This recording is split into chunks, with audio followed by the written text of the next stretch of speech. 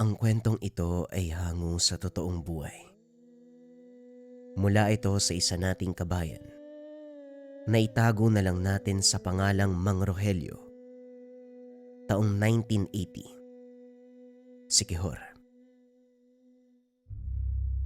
Sigaw ng pasyente ang maririnig mula sa tahanan ni Mang Rogelio.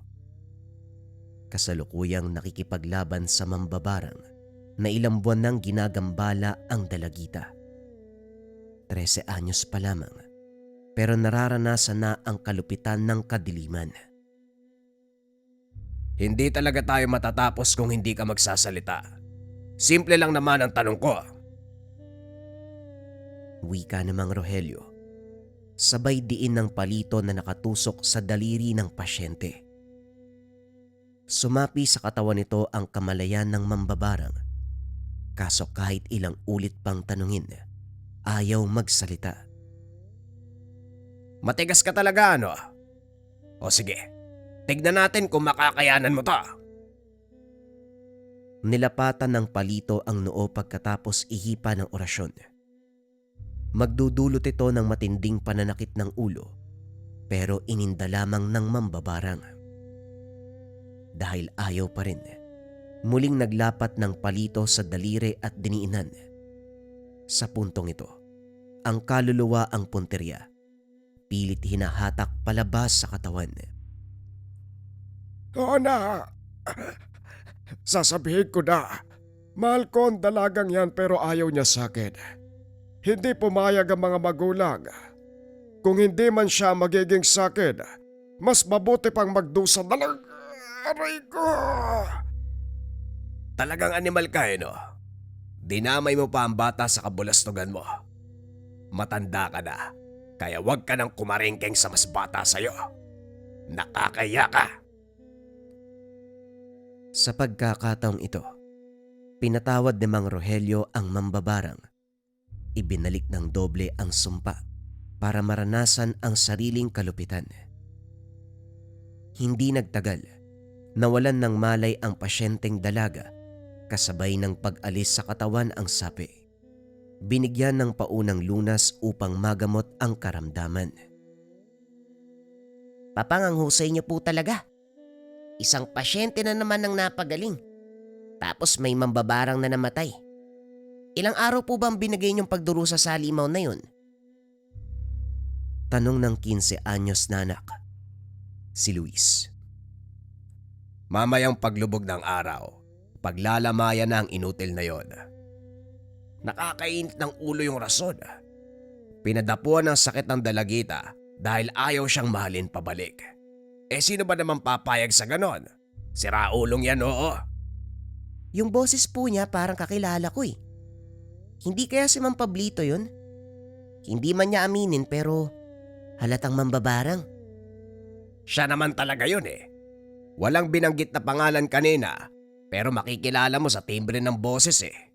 Bukas sa bukas, magtatayo tayo ng silungan sa harapan ng bahay niyan para sa lamay. Nagtunog masama tayo nito, Papang eh. Hindi naman sa iniling natin ang kamatayan para sa iba. Sadyang binigyan lang natin siya ng kalalagyan. Tama nga naman. O siya, iligpit mo na lang mga kalat sa loob. Magpupunta lang ako sa kusina para magluto. Kagaya ng napag-usapan, pagsapit ng hapon bali-balita sa kapitbahay ang pagkamatay ni Mang Pablito. Natagpuan sa sariling tahanan, wala ng buhay. Kasalukuyang nasa morgue ang katawan.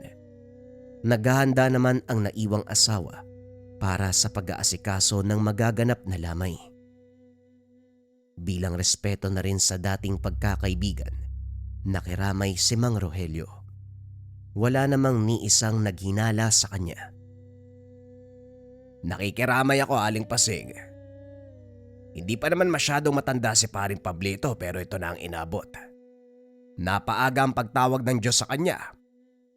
Wika ni Mang Rogelio nang lapitan ang dating asawa nito. Tatawagin ba siya ng Diyos? Duda ko sa sinabi mo. Walang Diyos na tatawag sa taong sumasamba sa demonyo. Ang daming kasalanan ng taong yan eh. Siningil na siya kaya namatay. Napataas ang kilay ni Mang Rogelio sa tugon ng matanda. Hindi inaasahan na maging ito ay may galit sa dating asawa. Kung makapagsalita naman kayo, parang hindi mo minahal noon. Ikaw pa nga nanuyo sa halip na si paring Pablito. Noon yon, nung panahon na wala ko sa tamang pag-iisip, siya ang pinakamalaki kong pagsisisi. Ginayuma yata ako ng animal eh. Kung maaga ko lang nalaman na mambabarang siya, hindi na ako nagpatangay sa masamang hangin. Nasusuka nga ako eh. Nag-aalala pa ako noon. Bakit ba ako naakit sa pesteng yan? Natawa si Mang Rogelio. Pagkatapos ng usapan, nagpaalam na rin dahil may nag-aantay na pasyente sa bahay. Hindi ko po alam kung magpapagamot ba siya o magpapakupkup. Nangingi kasi ng pagkain oh. Inubos na nga, kinulang pa. Wika ni Luis sa ama. Tinignan ni Mang Rogelio ang kusina. Naroon ang isang may edad na lalaki. Umiinom ng tubig habang nakataas sa mesa ang mga paa. Hinahagod pa nito ang malaking tiyan. Halatang busog na busog. Mawalang galang na po, senyorito. Baka pwedeng ibaba ang mga paa. Nasa pagkaho. Ako nga pala si Rogelio. Ano ang sadya mo sa tahanan ko? Pasimple niyang tinignan si Mang Rogelio. Napakunot naman ang noo ng manggagamot dahil hindi naman ito mukhang sakitin. Malusog na malusog. Hindi nga lang naliligo. Tawagin mo ako sa pangalang Padro. Nagtanong-tanong ako eh. Ikaw ang tinuro ng mga tao. Mausay ka raw manggamot? Pakitaan mo nga ako. Napalingon si Mang Rogelio sa anak. Lumapit para magtanong. Sino ba tong kupal na to?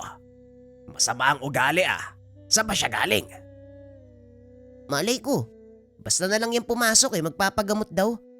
Mukha namang malusog at masigla. Ano po ba ang sabi? Hinahamon ako. Maganda ka nga ng pamalo dyan. Kung buwang ito, huwag ka magdadalawang isip na itaboy. Binalingan ni Mang Rogelio ang matanda. Naupo sa tapat at nakaramdam. Ipakita mo kung gaano ka kahusay. Kung magugustuhan ko ang pamamaraan mo, alokin kita ng trabaho na hindi mo pagsisisihan. Kung makapagsalita ka, parang ang laki mong tao sa lipunan. Sino ka nga ba? Hindi ako basta-basta tumatanggap ng bisita, lalo na kung masama ang ugali. Pakibaba ang mga pa. Baka hindi kita matansya. Wika ni Mang Rogelio. Dahan-dahang binaba ni Mang Padro ang mga binti. Sa sityong pinanggalingan ko, maraming nagkakasakit. Kailangan ko ng taong gagamot sa kanila, yung dalubhasa sa pagtaboy ng sakuna. Kung ikaw na ang hinahanap ko, sumama ka sa akin. Pagalingin mo mga tao. Napabuntong hininga si Mang Rogelio. Mga tao mo, isa ka bang kapitan? Saang lugar ka pa nanggaling? Imposible naman na wala ka nakasalubong na ibang manggagamot. Naparito ka pa talaga. Tapatin mo nga ako, Manong. Ano ba talaga sadya mo? Kakasabi ko lang. Meron bang diferensyang pandinig mo o sadyang hirap kang umunawa? Muling napahugot ng hininga si Mang Rogelio. Naiinis sa asal ng kausap. Paano naman ako makakasiguro na nagsasabi ka ng katotohanan? Marami ng loko-loko at balasuba sa mundo, kaya mahirap maniwala ka agad. Ganun ba? May namang ugaling ganyan. Hindi ka madaling maiisan. Humahaba na ang usapan. Kung may balak kang tumulong, pumunta ka sa lugar namin. Ihintayin kita sa loob ng 3 araw. Kung hindi ka darating, hahanap ako ng iba. Wika nito. Inayos ang sombrero at saka walang paalam na umalis. Nasundan na lamang ng tingin. Napailing si Mang Rogelio. Maiksi lang ang pag-uusap, pero parang nakahanap ka ng katapat mo, Papang. Ang lakas ng tama nun ah. Hindi ko alam. Sinabi lang ang pangalan niya eh. Hayaan mo na. Baka walang magawa sa buhay. Magsara ka ng pintuan, baka bumalik pa yan. Ang hirap pa naman pakisamahan. Nakakapikon. Lumipas ang gabi. Hindi mapakali si Mang Rogelio. Binabagabag sa sinabi ni Mang Padro. Hindi malinaw ang napag-usapan kaya nag-aalangan. Handa naman siyang tumulong sa anuman. Basta makakaya, pero kung ganito na walang kalinawan, may parte sa kanya na pumipigil. Upang makalimot, ibinuhos ang atensyon sa mga pasyente. Walang pagbabago. Kaso pa rin ang pambabarang ang inaatupag. Sa pagkakataong ito, 3 ang nagsabay. Isang binata na edad 18, ginang na 50 taong gulang, babae nakakatapos ng manganak, 30 taong gulang. Iba-iba ang pag-atake ng sumpa at dumapong sakit. May nagtamo ng malubang pamamaga ng muka, pati na rin ang binti. Merong namimilipit sa pananakit ng tiyan. May nagkaroon ng sugat na walang tigil sa pagdurugo. Parehong delikado ang sitwasyon, pero mas inuna ang bagong panganak dahil maging bata na apektuhan na rin sa kalagayan. Matapos makapwesto, inihanda na ni Mang Rogelio ang 3 palito ng posporo. Sinimulan sa pamamagitan ng maiksing ritual. Pagkatapos ay inimbitahan ang espiritual na kamalayan ng mambabarang upang sumapi sa katawan. Hindi nagtagal, maririnig ang boses ng matandang babae mula sa bibig nito.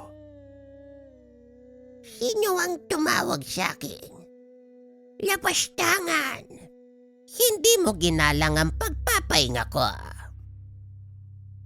Tinawag kita para alukin ang habang buhay na pagpapahinga. Pero sa susunod na kapag nasagot mo ang tanong ko, bakit mo pinadapuan ang karamdaman ng babaeng ito? Ano ang dahilan mo? Tanong ni Mang Rogelio. Sinabayan pa ito ng pagdiin ng palito sa daliri ng pasyente. Dumaing ang matanda. Hindi magkamayaw sa nararamdamang sakit. Gayunpaman, nanatiling tikom ang bibig. Nasa dugo talaga yung mga mambabarang ang pagiging bastos. Kapag tinanong, dapat sumagot. Nakakapagod. Paulit-ulit. Kaya sumagot ka bago ko pa maisipang patayin ka ngayon din. Dinagdagan ni Mang Rogelio ang pasani ng mambabarang. Inihipan ng orasyon ang isa pang palito at saka itinapat sa pulsuhan. Magdudulot ito ng paghihirap sa hininga. Kinargahan ng isa pang palito at bago tuluyang umepekto ang bisa, nagsalita ang mambabarang. Tama na! Magsasabi na ako. Kailangan ko lang gawin dahil napag-utusan ako. Hindi ako may galit sa babae, kundi yung lumapit sa akin. Tatagalin ko na ang sopa. Ibabado ko pa sa lalaki na gutos kung yun ang gusto mo. Magsasalita ka naman pala, pinapatagal pa. Hindi mo kailangang ibalik sa lalaki ang ginawa niya sa babae. Sabihin mo lang sa akin kung ano ang pangalan. Ako na mismo ang magpapataw ng parusa. Pero hindi ibig sabihin tapos na tayo. Kailangan mo pa rin pagbayaran ng kasalanan mo. Sandali. Bakit kailangan pa ng ganyan? Pakikipagtulungan na nga ako eh. Huwag mo na akong parusahan. Pag-usapan natin to. Nung pinagdapuan mo ng karamdaman ng babae, kinausap mo ba siya? Wala sa bokabularyo ko makipagkasundo sa katulad mong animal. Kung ako sa'yo, magtawag ka na ng kung sinong Poncio Pilatong magsasalba sa'yo. Tinapos ni Mang Rogelio ang ritual sa pamamagitan ng pag-ihip ng noo ng pasyente. Inusalan. Muling inihipan.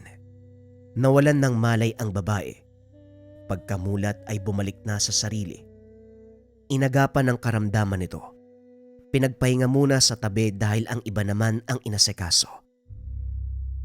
Nagbuntong hiningang tinitigan ni Mang Rogelio ang magkabilang binti ng binata.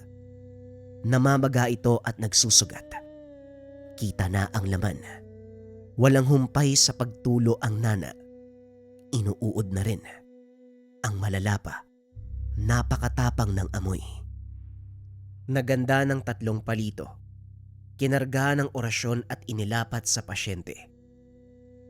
Nang maramdaman ang pagsapi ng espiritual na kamalayan ng mambabarang, kagad itong tinanong. Mabuti naman at sumagot ka kagad. Maiksing pag-uusap lang naman ito. May ilang katanungan lang. Umayos ka sa pagtugon para madali tayong matapos. Ano ang dahilan mo sa pagbarang sa taong ito? Masyado pang bata, pero pinaranas mo na ng kalupitan. Ariko, sino ka ba? May iniinda pa ako. Pero ito na naman. Masakit na tama niya. Nanlaki mga mata ni Mang Rogelio nang makilala ang boses. Ito ang mambabarang na nakausap kanina lang doon sa unang pasyente. Abay lintik ka, ikaw na naman. Grabe, nilubos-lubos mo talaga ano. Sa ganda ang kasamaan mo. Ano ang dahilan mo sa pagkakataong ito? Pinayaran ako para barangin ang binatang yan. Maniwala ka man o hindi, pinabayaran lang talaga ako. Hindi sinabi ko nung dahilan. Basta na lamang nagutos. Diniinan ni Mang Rogelio ang palito. Kinargahan ng karagdagang orasyon. Sinukat ang kakayahan ng mambabarang. Sa huli ay bumigay na ito. Pakiusap tama na. Hindi ko na kaya ang parusa mo. Tatanggalin ko na ang sumpa sa batang yan. Sige na! Hindi ko na kakayanin. O sige, pero tandaan mo ang sinabi ko kanina. Magbabayad ka pa rin. Doble na ngayon. 2 pasyente ang biniktima mo. Pagkatapos ito, sinuri kagad ang kalagayan ng matandang pasyente. Naghingalo. Maliban kasi sa pamamaga ng muka, nagkaroon ng komplikasyon ng atay, dulot ng pambabarang. 5 palito ng posporo ang ginamit, inayon sa kalagayan. Sa pagkakataong ito, tulalang napatitig si Mang Rogelio sa pasyente. Sumapi rito ang mambabarang. Abalintik ka! Ikaw na naman. Ilang tao ba ang binarang mo Pangatlo na to, pero ikaw pa rin ang nakakausap kong lintik ka. Ano ba? Ilan ba ang pasyente mo ngayon? Baka ako lang din ang bumarang sa mga yan. Isang parusa na lang. Hirap nang magsalita ang matanda. Gayunpaman, hindi nagpakita ng awa si Mang Rogelio. Kumuha siya ng 3 palito. Ibinato ang bisa sa mambabarang matapos kargahan ng orasyon. Hindi magkamayaw ang matanda. Sukong-suko na. Sabihin mo sa akin kung saan ka nakatira. Gusto kitang makita ng mukaan nang makilala ko kung sino ka nga ba talaga. Hindi lang 1 o 2 ang biktima. 3! Sino pang nakakalam kung merong iba? Napakalang ng kaluluwa mong hayop ka. Ano ang dahilan mo rito Ang lala nito. Nautusan lang ako. Pero bakit sa akin bumagsak ang lahat ng parusa? Huwag mo kong dramahan, hayop ka. Ikaw ang nagkarga ng sumpa. Marapat lamang na ikaw ang bigyan ng sakit. Inutusan lang ako. Isang bayarang mambabarang. Tinarayo ko ng mga taong may nakakalitan o may kagalit. Masisisi mo ba ako? Kailangan ko ng hanap buhay. Hanap buhay baka mo. Papatay na lang kita para matigil ka na sa kakahanap buhay mo. Wag. Pakiusap, pakawalan mo ko. Hindi na ako uulit. Tatanggalin ko na ang sumpa. Aba dapat lang tanggalin mo na ngayon din. Huwag mong hintayin na makarating ako dyan sa inyo. Tinapos ang ritual. Pero pinabaunan ng matinding karamdaman ang mambabarang Hirap na itong huminga at mahina na ang pangangatawan. Naagapan ni Mang Rogelio ang karamdaman ng 3 pasyente sa sandaling iyon. Kaso lumipas lang ang ilang araw. Hindi pa tuluyang binawi ang sumpa. Paminsan-minsan sinusumpong. Muling nagsasagawa ng ritual para tawagin ang espiritual na kamalayan pero nakokontra. Hindi na mahagilap ang mambabarang. Ginawa na lamang ng paraan para gumaling sa karamdaman ang mga pasyente. Sa kabutiang palad, nalunasan lahat. Kaso nga lang hindi maalis sa isip ni Mang Rogelio ang mambabarang. Binabagabag pa rin kung anong klase ng tao ito. Kung makapambarang akala mo kung sinong malakas. Sabay nabibigyan ng karamdaman ng mga tao. Kung didinggin ng langit ang dasal ko, sana magkita kami para masapa ko yung mukha niyan. Tatay, oo nga no, paano pag nakita mo siya? Isipin mo ang boses masyadong pamilyar. Naalala mo yung matanda na biglang dumating tapos sinamon ka? Sinasabi mo bang si Mang Pedro? Paano naman naging siya? Boses babae yung mambabarang. Tapos yung sa kanya, masyadong brusko at malalim. Papang, pareho po ang timbre ng boses nila. Tungkol saan nga ba'y napag-usapan nyo nung gabi? Malay natin, konektado yan sa nangyayari sa mga pasyente mo. Sa sinabi ni Luis, napaisip ang matanda. Binalikan ng pag-uusap sa pagitan nila ni Mang Pedro. Hinambing ang timbre ng 2 boses. Sumang-ayon sa anak dahil magkaparehong magkapareho. Pero lalaki naman si Mang Pedro. Kung ganun nga, posibleng kapatid o kaanak niya mambabarag. Sandali, meron siyang binigay na lugar, hindi ba? Eh di puntahan po natin. Alam mo naman pala kung saan nakatira yung matanda eh. Ano gagawin natin doon, lulusob? Ganon. Hindi po.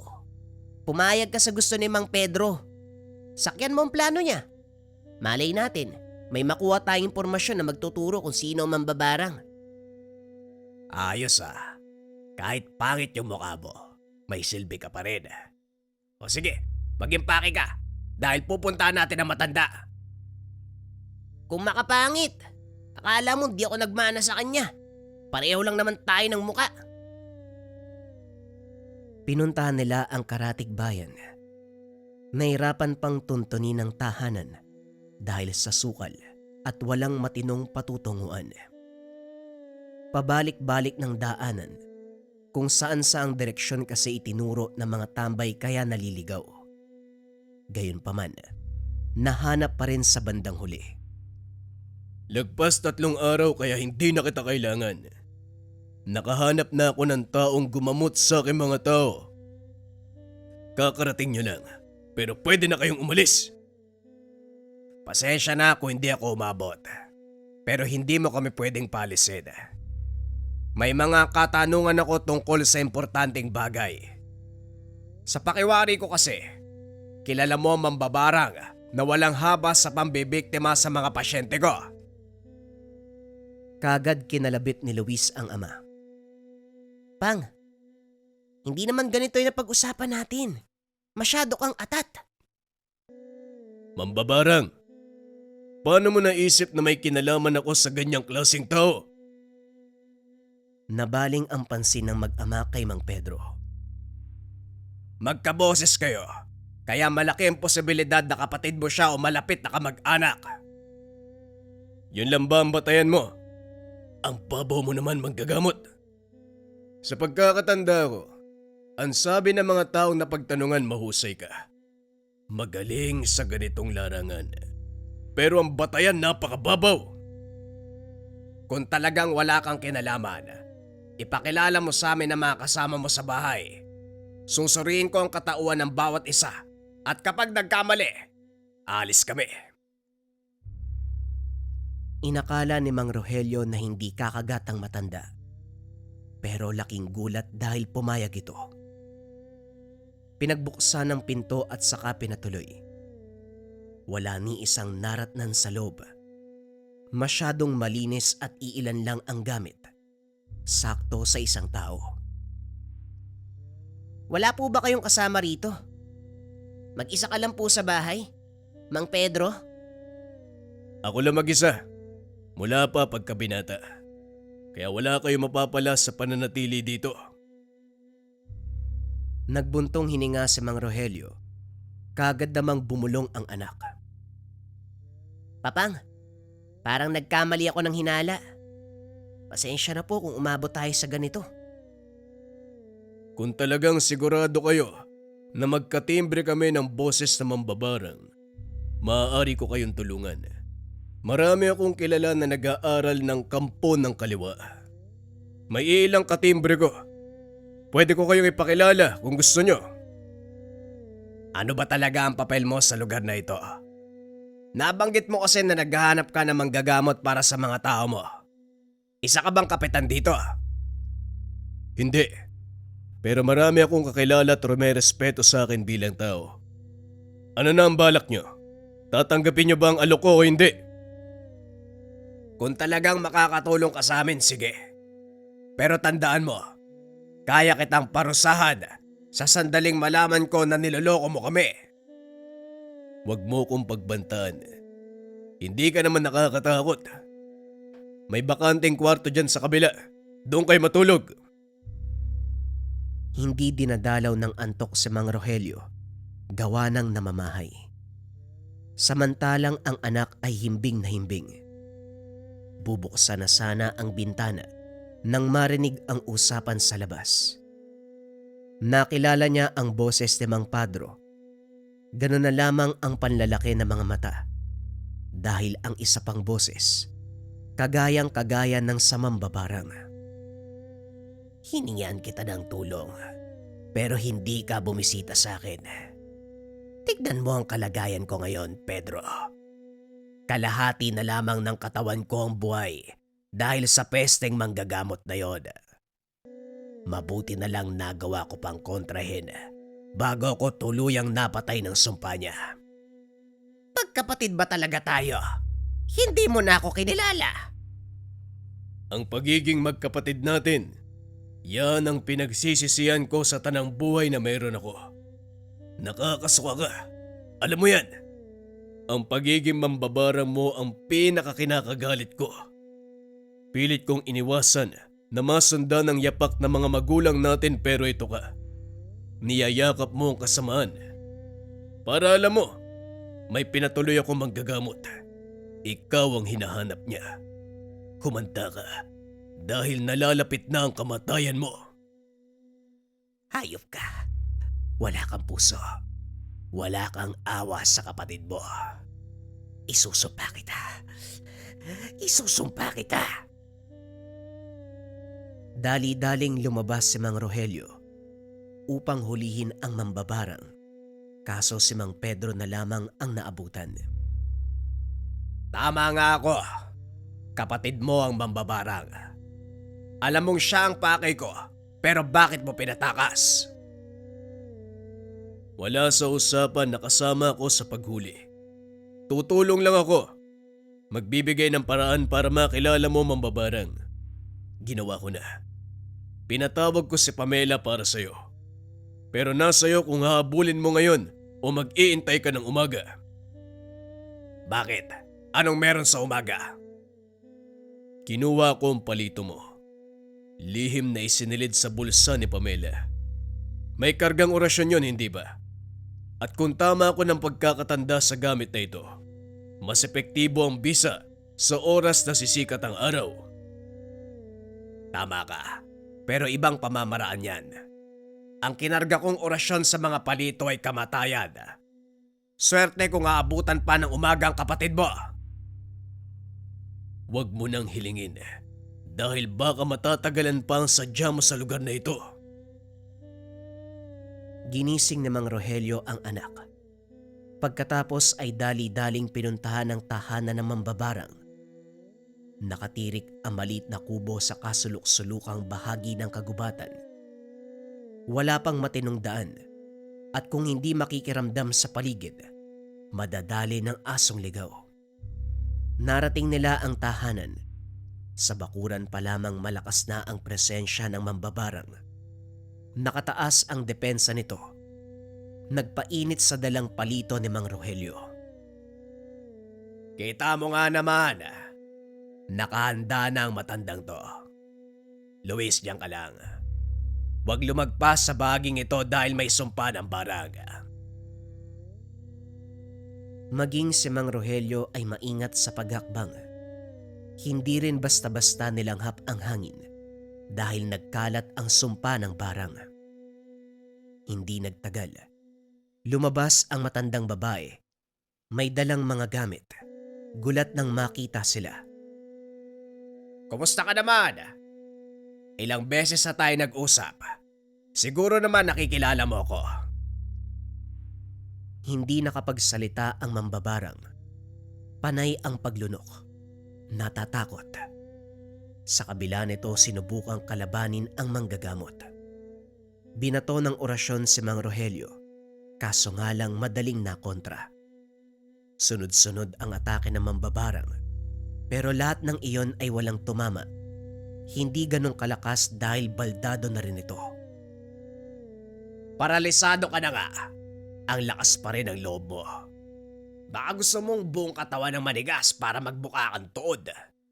Kaya kong gawin yan ora mismo. Tinigilan ko na ang mga biktima. Hindi na ako umulit. Kaya ano pa ba gusto mo? Hindi mo tuluyang tinanggal ang sumpa. Nag-iwan ka ng kaunti na tama lang para mapatay sila. Mabuti na lang napansin ko kagad. Kaya sa paglipas ng ilang gamutan, nalunasan ang mga pasyente. Pero hindi ako makakapayag na malayang nakakagalaw sa mundong ito ang mambabarang. Sinabi ko na noon pa, magbabayad ka. Ginawa mo na akong baldado. Hindi ko na magagamit ang kakayahan ko. Ano pa ang parusang gusto mo? Yung magdusa ka hanggang sa mamatay. Naglabas ng 7 palito si Mang Rogelio. Sa pagkakataong ito nanlumo ang mambabarang. Sinubukang ipunin ang natitirang lakas, pero hindi na kaya pang paganahin ang kakayahan. Bumaluktot na lamang ito sa sulok. Tinanggap ang huling hantungan. Sabay na inihipan ng orasyon ni Mang Rogelio ang 7 palito. Pagkatapos ay inihip sa direksyon ng mambabarang. Humiyaw ito. Namilipit sa sakit. Kalauna nagsimulang magsuka ng dugo. Isa-isang napinsala ang mga lamang loob. Hindi nagtagal. Pumutok ang ugat sa ulo. Humandusay na lamang at saka nalagutan ng hininga. Pagbaling ng manggagamot, nagip si Mang Pedro na nakatayo sa hindi kalayuan. Lumapit ito. Tinignan sa huling pagkakataon ang kapatid. Sunugin niyo ang katawan. Pagkatapos iwan niyo kahit saan. Wika nito sabay abot ng posporo. Talaga bang tanggap mo na ang kamatayan ng matanda? Akala ko ba magkapatid kayo? Kahit gaano kasama ang kapatid, hindi may pagkakaila na magkakaroon pa rin ng awa. Pero ikaw, dapat bang kawa ng taong naging dahilan para magkasakit ang marami? Hindi lang nga nagkakasakit eh. May namamatay pa. Wala siyang pinipili.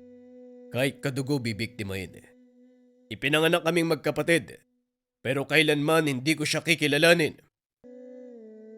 Napabuntong hininga si Mang Rogelio.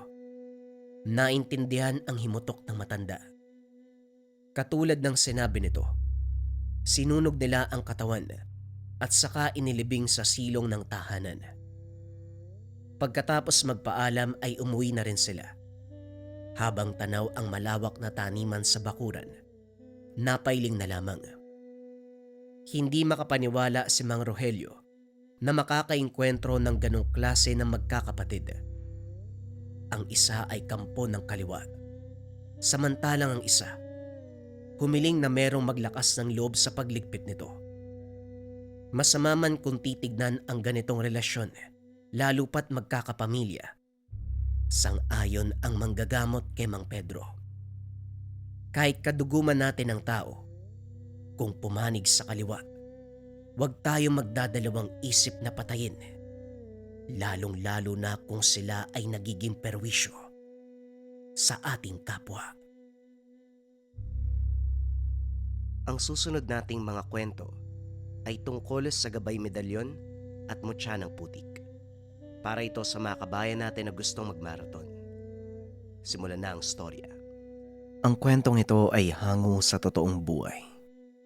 Mula ito sa isa nating kabayan na itago na lang natin sa pangalang Jerry. Walang eksaktong taon. Probinsya ng Rizal. Nang mga panong ito, nagtatrabaho bilang OFW sa bansang Switzerland itong si Jerry. Halos 10 taon na ito sa bansa. Masasabing naging mapalad ito sa piniling buhay. Nakapagpatayo ng sariling tahanan. Nagkaroon ng negosyo sa Pilipinas ang binata. Sa edad na 35, naging matagumpay ito. Hindi biro ang pinagdaan ng hirap, lalo pa nung unang dating sa bansa. Lahat ng panlalait at diskriminasyon ay naranasan niya. Ngunit hindi ito naging hadlang para magtagumpay. Maliban sa trabaho bilang tagapakain ng baka, naghanap din ng ibang pagkakakitaan ang binata, kagaya ng pamimitas ng prutas at kung ano pang pwedeng makapagpadagdag sa kanya ng pinapadala sa pamilya. Isa pang nakatulong sa kanya, ang kakaibang medalyong ibinigay ng isang matandang netibo ng lugar. Hugis bilog ito.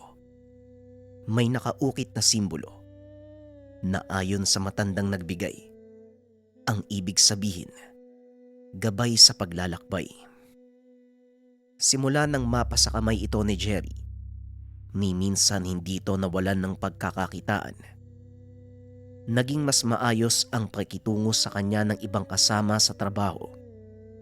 Ngunit hindi lang magagandang bagay ang nangyari sa binata. Dumating din sa punto na halos mawalan sila ng makakain dahil sa pandemya. Paring Jerry, paano na yan ngayon? Wala tayong trabaho. Bawal ding lumabas. Paano tayo kakain ito? Pare, huwag kang mag-alala. Dahil sa syudad lang naman bawal pumunta eh. Wala namang sinabi yung gobyerno na bawal pumasok sa gubat. Tignan mo, napakaraming paraan para makakain. Bakit ka nag-aalala?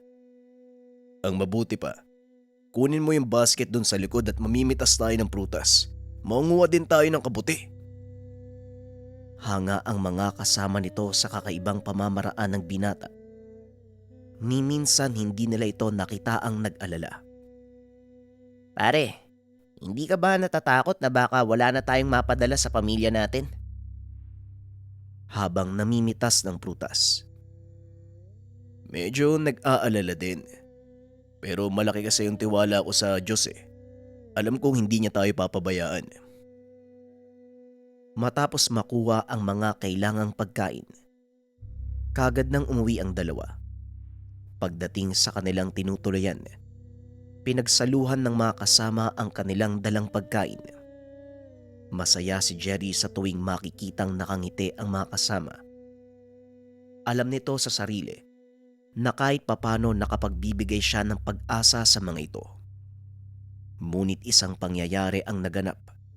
Nakamuntikang maging sanhi ng kamatayan ng binata.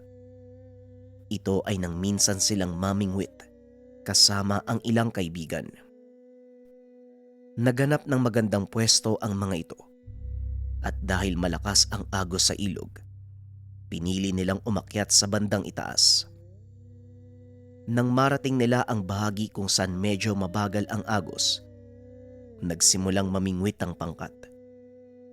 Naghanap si Jerry ng magandang pwesto. Nakita nito ang patay na punong nakadantay sa ilog. Ito ang piniling pwesto ng binata. Sa kasamaang palad, hindi nito na malayang marupok ang sangang kinakatayuan, kaya dire-diretso itong bumagsak sa tubig. Hindi alam ng mga kasama ang nangyari sa kanya dahil napakalayo ng mga ito. Ayaw din niyang gumawa ng ingay dahil baka marinig sila ng mga ranger na nag-iikot sa paligid. Sa hindi inaasahang pagkakataon, tinangay ng agos ang binata pababa sa kabundukan. Tumama pa sa bato ang ulo nito, dahilan para mawalan ng malay. Nang makabalik sa ulirat ang binata, nakasampa na ito sa pangpang. Gumapang si Jerry paakyat. Pilit inaalala kung ano ang nangyari. Inikot nito ang tingin. Napagtantong hindi siya pamilyar sa lugar. Magdidilim na ng mga oras na yun. Kaya nagsimula ng mag-alala ang binata sa kanyang mga kasama. Hindi nito alintana ang maligaw sa gubat. Dahil kahit papano, may alam ito kung paanong makakaligtas sa ganong kalagayan. Naupo si Jerry sa lupa. Nagsimulang gumawa ng siga. Ilang sandali pa ay tuluyan ng lumubog ang araw. Dito na nagsimulang makarinig ng kung ano-anong ingay ang binata. Alulong ng mga lobo at kung ano pang nakakatakot na ingay sa gubat. Hanggang sa makarinig siya ng yabag sa paligid. Dumampot siya ng malaking patpat upang gamitin sa pagtanggol sa sarili. Ngunit sa kalagitnaan ng pag-aabang, nakarinig ng boses ang binata. Ibaba mo yung patpat mo. Walang gagalaw sa'yo dito sa gubat. Magtiwala ka at mag-ipon ng lakas para sa pag-uwi mo kinabukasan. Nagulat ang binata at muling inikot ang tingin sa paligid. Hinahanap nito ang nagsasalita. Ngunit walang tao sa lugar. At isa pa, alam ng binatang nasa dayuhang bansa siya. Kaya labis ang pagtataka nito kung kanino ang boses na yun. Muling naupo ang binata. Kalaunan ay nakatulog ito. Kinabukasan nagising sa ingay ng mga ibon. Kagad na itong tumayo at nagsimulang hanapin ang daan. Medyo nakalayo na ito sa kanyang pinagmulan nang muli na namang marinig ang boses. Diretso lang. Huwag kang liliko. Pagdating mo sa bukana ng gubat, makikita mo na ang daan. Pagkatapos doon, tahakin mo pakaliwa. Malayo din ang nilakad ni Jerry bago nito narating ang sementadong daan. Kagad nitong tinahak ang daan sa kanyang kaliwa. Kagaya ng sinabi ng boses, narating ng binata ang bukana ng pamayanan na kanilang tinitirhan. Laking tuwa ng mga kasama nito nang makita siyang buhay. Hindi inaasahan na makakaligtas sa malakas na agos ng ilog ang binata. Pare, buti naman nakaligtas ka. Akala namin hindi ka na makakabalik ng buhay. Magre-report na sana kami sa otoridad eh. Ako nga din pare. Akala ko katapos ang una. Pero salamat na lang may gumabay sa akin. Swerte talaga tong medalyon na binigay sa akin ng netibo. Yung nakatira dun sa gawing dulo. Ano nga uli yung pangalan nun? Si Tatang Edward, yung matandang weirdo. Nagpapaniwala ka dun? Ang dami nagsasabi na wala na daw yun sa katinoan eh. Dahil sa sobrang gutom. Kaya ako sa'yo pare, huwag ka masyadong lalapit dun. Kinabukasan, dahil wala pa rin silang trabaho, pinili ng binatang puntahan ang tahanan ni Edward. Ilang bahay lang naman ang pagitan nito sa kanila. Kaya mabilis lang din siyang nakarating. Nagdala ng nilutong ulam ang binata. Ilang hiwa ng tinapay para ipasalubong sa matanda na nooy nagwawalis sa kanyang mabatong bakuran. Kagad naman itong napansin ng matanda. Binati siya sa lokal na lengguwahe. Kahit papano ay nagawa pang pag-aralan ni Jerry ang salita sa lugar. Kaya walang kahirap-hirap sa kanya ang makipag-usap. Ang mga susunod, isinalin sa wikang Tagalog ng tagapagpadala. Magandang umaga Edward. Kumusta ka naman? Halika, saluwan mo ako sa pagkain kong dala. Kaugalian sa pamayanang iyon na kapag nagdala ka ng pagkain, Kailangan mong sabayan sa hapag ang taong pinagdalhan mo nito bilang tanda ng respeto. Sige, tumuloy ka sa bahay. Mabuti naman at nakalabas ka sa bahay mo, no? Ano, kumusta? Habang kumakain, sinamantala ni Jerry ang pagkakataon upang magtanong sa matanda tungkol sa ibinigay nitong medalyon. Edward, gusto ko sanang marinig yung kwento mo tungkol sa simbolo na nasa medalyon. Marami naman akong oras ngayon eh. Pwede tayong magkwentuhan habang umiinom ng malamig na beer. O sige, gagawa lang ako ng malaking siga sa labas para mas masaya yung kwentuhan natin. Napakalaking tao nito na halos 7 talampakan at kalahati ang tangkad. Malaki ang pangangatawan na animoy isang mandirigma na nagkukubli sa katawan ng isang matanda. Habang nakaupo sa harapan ng apoy, nag-iiyaw ito ng karne ng kuneho. Masayang nagtawanan ang dalawa. Nang bahagyang malasing si Edward, nagsimula na itong magkwento. Ang aking mga ninuno, tinatawag na Norsemen, o mas kilala sa modernong lingwahe bilang Vikings. Kami ay naniniwala na hindi mo kailangang antayin ng tadhanang lumapit sa iyo. Sa halip, ikaw mismo ang hahanap nito. Sabay lahat ng palad nito sa binata. Nanlaki ang mga mata ni Jerry nang makita ang parehong simbolo na nasa kanyang medalyon. Anong tawag sa simbolo na yan? Kilala ito sa maraming katawagan. Huter der Veloreren o Keeper of the Lost. Ogen der Blinden Sil. Eyes of the Blind Soul of Fatfiner o Pathfinder. Ang medalyong yan ay pagmamay-ari ng isa sa aking mga ninuno. Yung nangyari sa akin sa gubat. Anong rason kung bakit ako nakabalik? Dahil din ba to sa medalyon? Napangiti si Edward. Ininom ang beer na hawak. Oo, Jerry. Hindi lang basta simbolo ang taglay ng medalyon mo. Isa itong makapangyarihan selyo na maaaring magbukas hindi lang ng panibagong landas, kundi mga oportunidad sa mga kagaya mong malawak ang pag-unawa sa buhay. Bagaman nahihirapang maniwala ang binata sa mga sinasabi nito, minabuti na lang niyang panghawakan ang salita ng matandang Sueso. Ngunit hindi pa rin tumigil ang binata sa paghahanap ng patunay. Isang hapon dumating ang kanilang besor. Sinabing tuluyan ng magsasara ang farm na pinagtatrabahuan. Malungkot na balita ito para sa iba nilang mga kasama. Ngunit bago ito umalis ay tinawag niya si Jerry. Kinausap sa labas ng tahanan. Jerry, gusto kong lumipat ka sa kabilang farm na pagtatrabahuan ko. Lilipat din kasi ako eh. Nirekomenda kita sa may-ari. Huwag kang mag-alala dahil kaibigan ko yon. Napaisip ang binata dahil naaawa ito sa mga kasamahan. Paano naman po yung mga kasama ko? Kawawa naman po sila, walang mga trabaho. Paano po sila kakain? Ang sabi ng besor na labis na ikinagulat ni Jerry. Huwag mo silang alalahanin. Isipin mo lang yung sarili mo, Jerry. Gusto mo bang makauwi ng walang dalang pera? Bahala na sila sa buhay nila. Sira ulo ka pala eh. Kapwa Pilipino yung mga yan no? Tapos ganyan yung sasabihin mo. Pabayaan sila. Anong klaseng tao ka?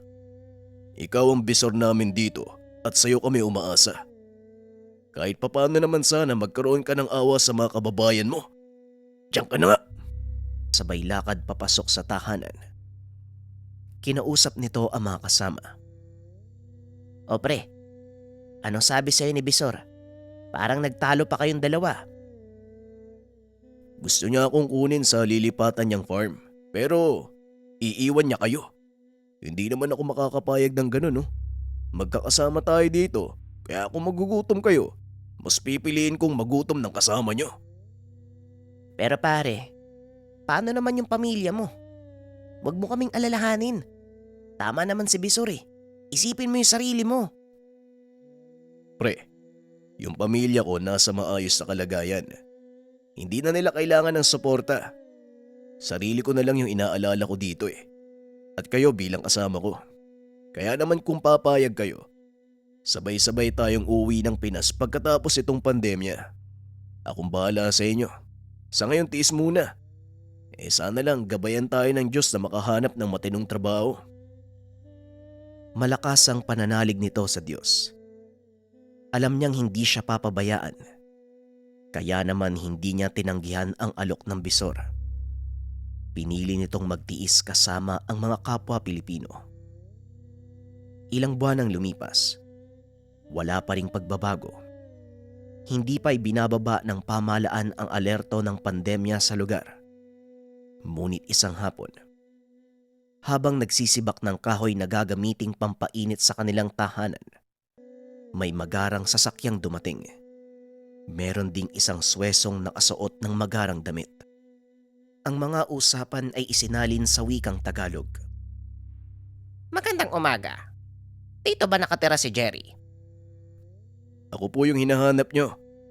Ano pong may tutulong ko? Ang totoo, ako ang may maitutulong sa'yo. Yan ay kung tatanggapin mo ang alok kong trabaho. Napakunot ang noo ng binata. Sa isip nito, baka ito na ang matagal na hinihintay. Ano po bang trabaho yung inaalok nyo? Ako ang nakabili ng farm na pinagtatrabahuhan mo. Nakita kong isa ka sa may pinakamagandang record. Nangangailangan ako ng mapagkakatiwalaang Bisor. Pwede ka ba? Napalingon si Jerry sa mga kasama na nooy nanonood lang sa kanila habang nag-uusap.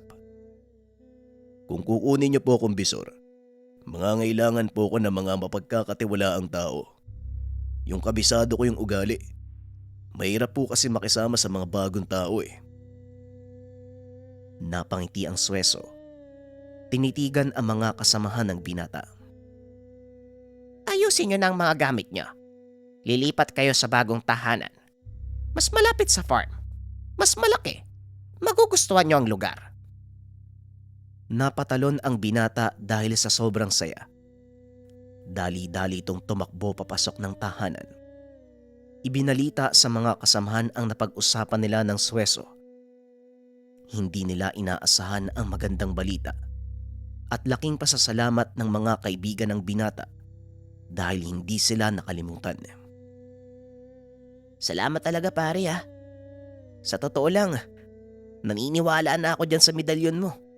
Talagang swerte yung dala sa'yo niyan eh. Napangiti ang binata at tumugon. Wala yan sa medalyon o kahit ano pa man pare. Nasa pananalig mo yan eh. O ano pang hinahantay nyo? Mamaya dadating na yung sundo natin. Kagad nang lumakad sina RG upang ayusin ang mga gamit. Dinala sila sa bagong pinagtatrabahuan. Laking gulat ni Jerry dahil puro makabagong teknolohiya ang laman ng farm. Maging ang pagpapakain sa mga baka. Isang pindot lang ng buton. Ngunit hindi naman nahirapan ang binata. Ilang araw lang ang ginugol ng grupo upang pag-aralan ang bagong gamit. Sa paglipas ng mga buwan, naging maunlad ang produksyon ng farm na labis namang ikinatuwa ng bagong may-ari. Alam mo, napakagaan ng kamay mo sa mga hayop, Jerry. Hindi ko akalain na magiging ganito ang aking bakahan. Hindi lang gatas at keso ang ating naiaangkat. Pati na din matataas na uri ng karning baka. Masaya ako sa mga nangyayari. Ayokong matigil ka lang sa pagiging Bisor. Maghanap ka sa mga kasama mo ng papalit sa'yo. Itataas ko ang posisyon mo bilang manager ng buong farm na ito.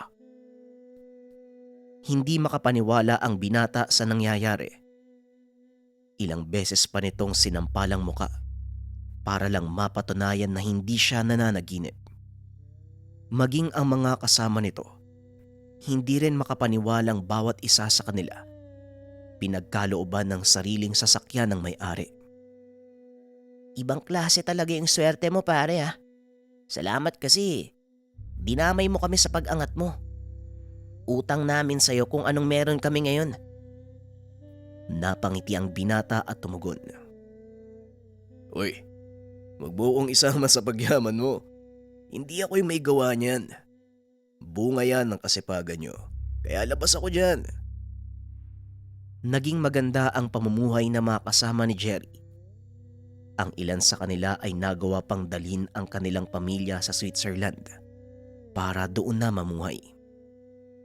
1 taon nang nakalipas. Bumalik si Jerry sa dating tinutuluyan. Hinanap nito si Edward para sana isama sa pinagtatrabahuhan. Ngunit wala na ito sa dating tahanan.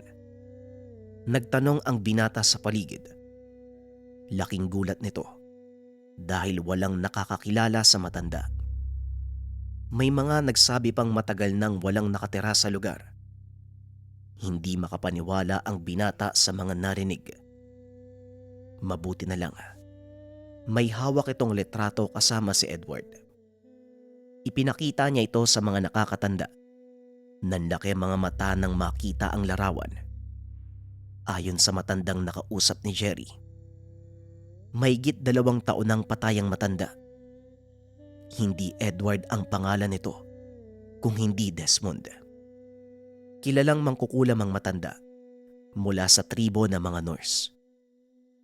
Naghanap pa ng ilang taong nakakakilala sa tribong kinabibilangan ng matanda. At maswerteng may nakapagpadala sa kanya kung saan namamalagi ang naiwang katribo ni Edward. Lalong naliwanagan si Jerry tungkol sa pagkatao ng matanda. May nakapagsabi din sa kanya na ang pagpapakita ni Edward ay may malalim na kahulugan. At ang pinakita nitong medalyon, nagkatinginan ang mga nakakatanda ng tribo. Sinabing isa ito sa mga nawawalang yaman ng kanilang angkan.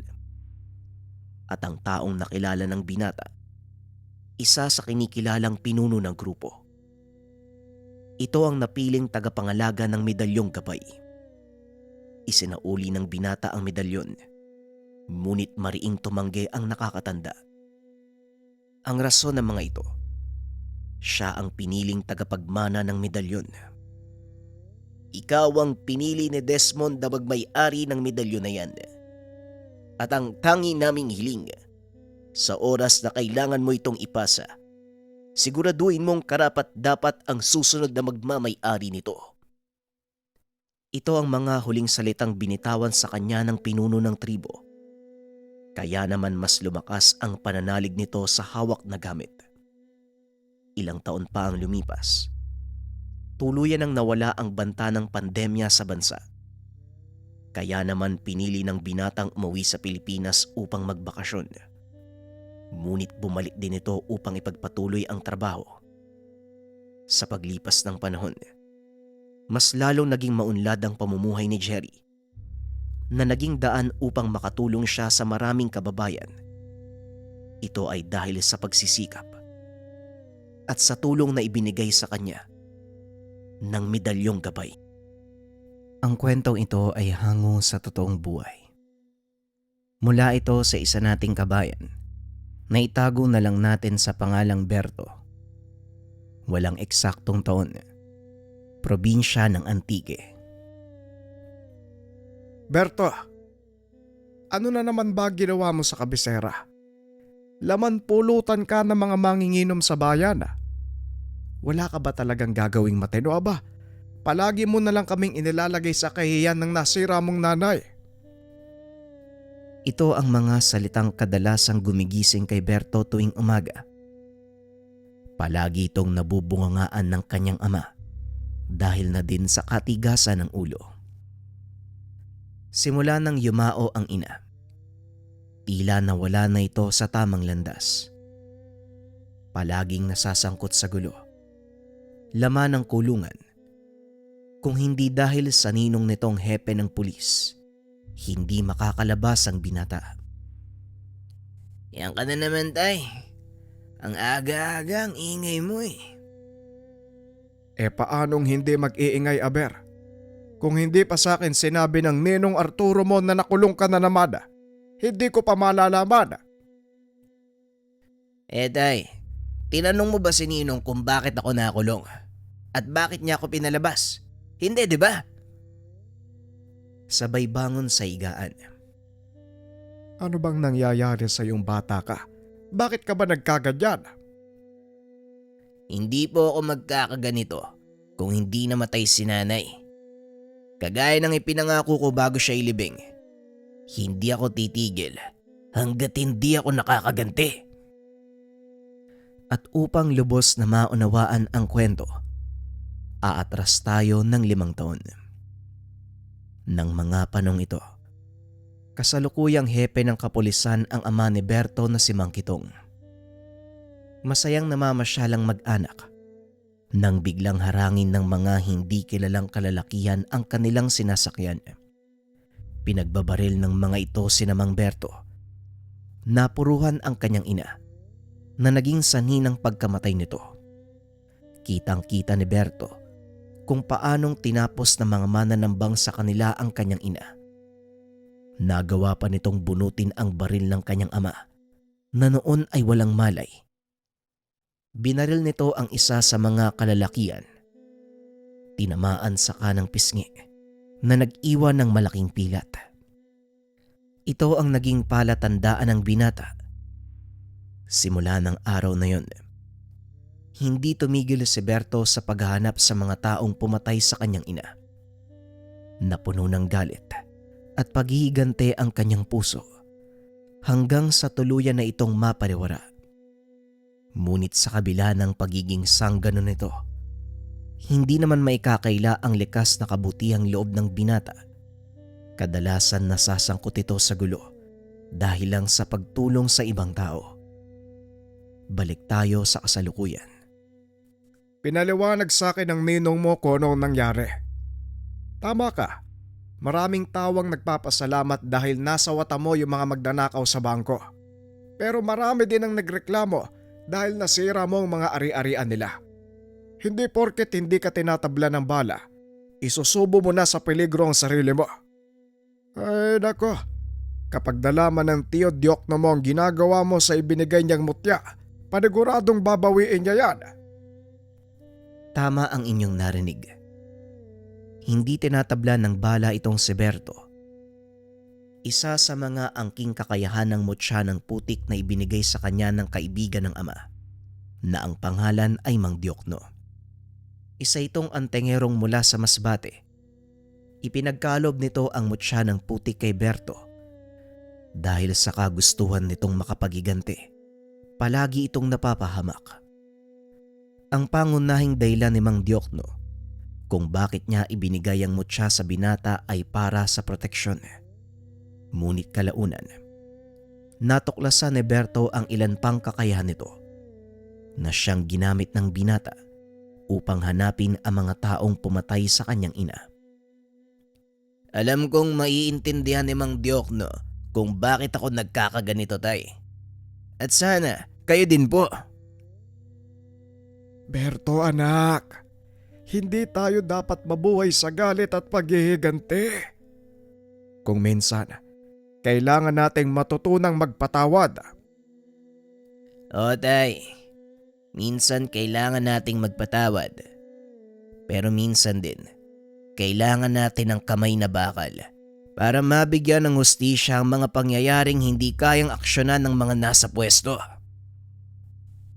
Napapailing na lamang si Mang Kitong sa tuwing nababanggit ito ni Berto dahil alam niyang tama ang sinabi ng binata. Gayunpaman, palagi nitong pinapaalalahanan ng binata na huwag ilalagay ang batas sa kanyang kamay. Tandaan mo ang paalala sa iyo ng tiyo Diokno mo. Hindi niya ibinigay sa iyo ang bertud na yan para sayangin sa walang kabuluhang bagay. Bago nito iwan si Berto sa kwarto. Tuwing hapon lumalabas si Berto upang makipagkita sa kanyang kaibigang si Dario. O Berto, saan naman ang lakad natin ngayon? Wala muna, Dario. Nasermonan na naman ako ni tatay kanina eh. Kaya palamig muna tayo. Tama yan, buti pa. pumunta na lang tayo dun sa dati nating tambayan. Ako nang bahala sa Toma. Nakadalensya ako kanina eh. Inawat ito ni Berto. Wag na pare. Alam mo nang may sakit ang nanay mo eh. Kaya ilaan mo na lang sa gamot yung kinita mo. At isa pa, nauumay na din ako kakainom eh. Eh anong gagawin natin ngayon? Sayang ang magdamag pare oh. Muling wika ni Dario.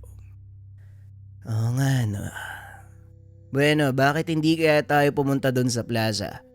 Balita ako maraming tao ngayon eh. Mukhang may palabas yata. Alam mo pare, naninibago talaga ako sa'yo ngayon ah. Nilalagnat ka ba? Baliw. Baka nakakalimot ka. Hindi nilalagnat si Bertong putik. Gaya ng sinabi ko sa'yo, kalma muna ako. Sunod-sunod na akong dinadampot ni tatay sa presinto. Kung sa bagay oo nga pala pare, maalala ko. Yung nangyari kagabi, talaga bang mga sindikato yung nakabangga mo? Yun ang sabi ni Ninong eh. Kaya nga palamig daw muna ako baka kasi siya ang balikan ng mga yun pag nalamang pinalaya niya ako. Habang naglalakad papunta sa plaza. Pagdating nila sa lugar, halos hindi mahulugang karayom sa dami ng tao, kaya pinili nilang manood na lamang sa malayo. Saktong nagsisimula na ang programa at magsasalita na ang alkalde. Isa pa yung walang silbi nating mayor eh. Puro salita. Simula nang maupo, wala ni isang proyektong natapos dito sa bayan. Puro porma, nakitang tao, wala namang gawa. Lingid sa kalaman nito, nakikinig ang isa sa mga tauhan ng mayor. Magdahan-dahan ka sa mga pananalita mo, bata. Baka may makarinig sa'yo. Magulat ka na lang, pulutin ka sa talayban. Napalingon si Berto at tumugon. Pasensya na ho. Pero kahit marinig pa ni Mayor ang sinabi ko, wala akong pake. Dahil totoo naman eh. Ikaw nga sabihin mo sa akin, anong nagawa ni Mayor? Anong natapos sa proyekto? Wala, di ba? Tss. Saka, ano bang pake mo sa opinion ko? Halika na nga, Dario. Hindi naman na nagsalita si Dario hanggang sa makarating sila sa lugar na wala ng tao. Pare, tauhan ni Mayor yung kausap mo kanina. Kulas ang pangalan nun. Yari tayo nito eh. Natatakot ka. Wala akong pake kung magsumbong pa siya kay Mayor. Pagbuling ko pa sila eh. Nagpa siyang umuwi ang dalawa dahil wala namang gaanong gagawin sa labas. Saktong nagiwalay na ng daan ang mga ito nang biglang may humarang kay Berto. Sumama ka sa akin, bata. May kakausap sa'yong importanteng tao. Eh paano kung ayoko? Anong gagawin mo? Habang nagtatanggal ng tsinelas, lumapat ang paa nito sa lupa at kusang gumana ang bisa ng tangang mutya. Huwag mo nang palalain ang sitwasyon. Sumama ka na lang sa akin kung ayaw mong mapahamak ang kaibigan mo. Lumabas ang kasama nitong hawak-hawak si Dario habang may nakatutok na barel sa sentido nito. Wala nang nagawa si Berto kung hindi ang sumama sa lalaki. Huwag kang mag-alala, wala namang mangyayari sa'yo eh. Kakausapin ka lang ng taong sinasabi ko. Hindi naman sumasagot si Berto hanggang sa dumating na sila sa sinasabing lugar ng lalaki. Pinapasok ang binata sa isang lumang bodega at doon nakita niya ang isang lalaking nakasuot ng itim na damit. Maraming armado ang nakapalibot dito. Mayor, nandito na po yung taong sinasabi ko sa inyo. Humarap ang lalaki. Nakangiti itong lumapit kay Berto. Salamat, Kulas. Makakalis na kayo ng mga tauhan mo. Iwan niyo kaming dalawa. Baka nahihiya ang bisita natin sa maraming tao.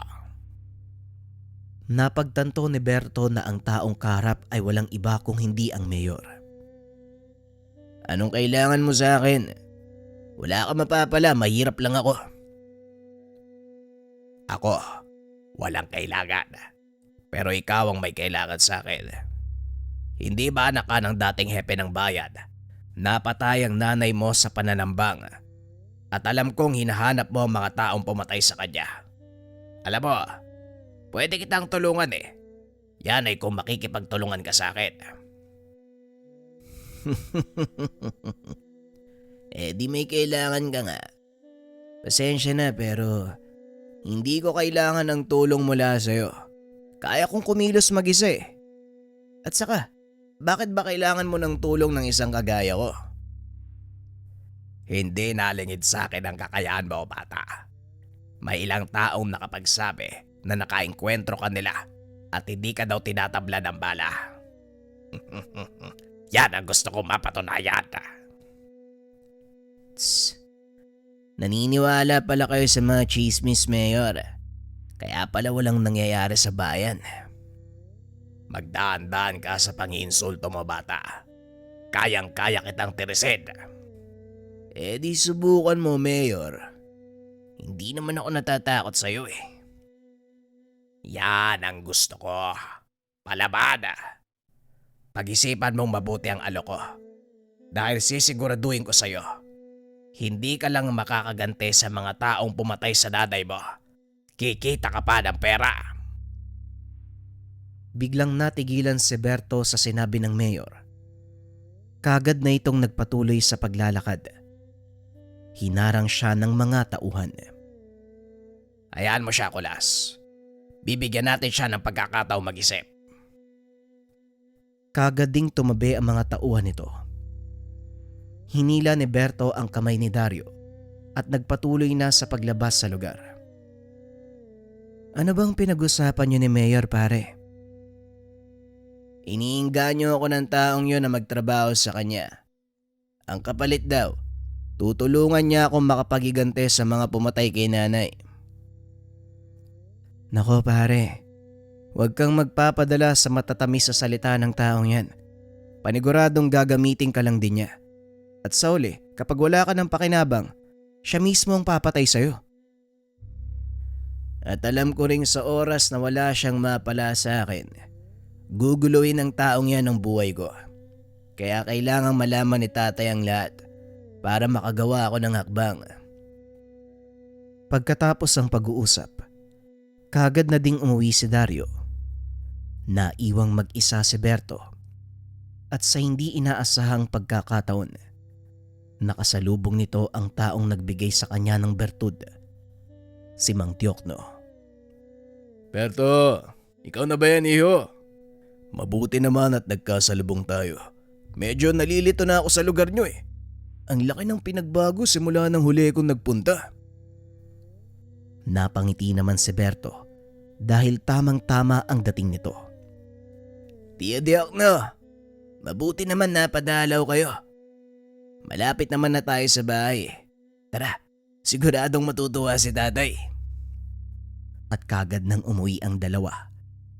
Kagaya ng inaasahan ni Berto, tuwang-tuwa si Mang Kitong dahil nagkita ang dalawang magkaibigan. Kung hindi nyo na itatanong, si Mang Diokno, dating pulis na naglilingkod sa ilalim ng pamumuno ni Mang Kitong. Nang magretiro ang matanda, nagpa siya ding magbitiw sa tungkulin si Mang Diokno, tinutukan ang pagiging albularyo. Kumusta naman ang panggagamot mo, Diokno? Balita ko, kilala ka na sa lugar nyo ah. Hindi naman sa ganun. Medyo marami lang ang nakakakilala sa akin pero hindi pa naman sobrang sikat. Mas marami pa ring magaling kaysa sa akin eh. Bueno, ikaw naman hepe. Paring Kitong, kumusta naman ang buhay ng retirado? Heto, nangungunsume dyan sa anak ko. Lumaking basagulero. Napakamot naman ng ulo si Berto.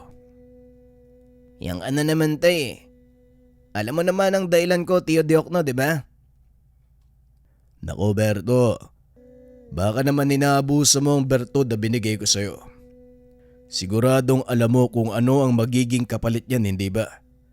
tignan mo ang nangyari sa taong pinanggalingan ng Bertud na yan. Asan siya ngayon?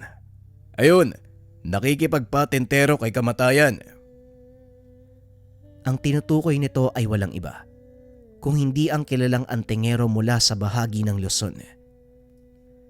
Alam ko naman po yun, tiyo. Kaya nga hindi ko tinutularan ang ginagawa niya eh. Ay nako, wag kang maniwala dyan sa batag yan. Konti na lang hindi na sila nagkakalayo ng taong yon. Seryosong usapan, Berto ha. Ang mutya ng putik, isang uri ng mataas na tangan dahil nabibilang ito sa 4 na pangunahing elemento. Sa oras na abusuhin mo ito o gamitin sa hindi magandang gawain, paniguradong sisingilin ka nito. At isa pa, hindi ko naman ipinagkalob sa iyo ng Bertud na yan para maging basagulero. Kaya pakiusap, gamitin mo sa tama kung ayaw mong bawiin ko sa iyo ang Bertud, kagaya ng naunang humawak niyan. Opo tiyo, pasensya na po kayo. Nga pala, may sasabihin po ako sa inyo. Pinatawag ako ni Mayor kanina nagkausap kami. Balak niya akong kunin para magtrabaho sa kanya. Nagkatinginan ang dalawang nakakatanda. Tila nag-aantayan kung sino ang unang magsasalita. Hanggang sa naglakas loob na si Mang Jokno.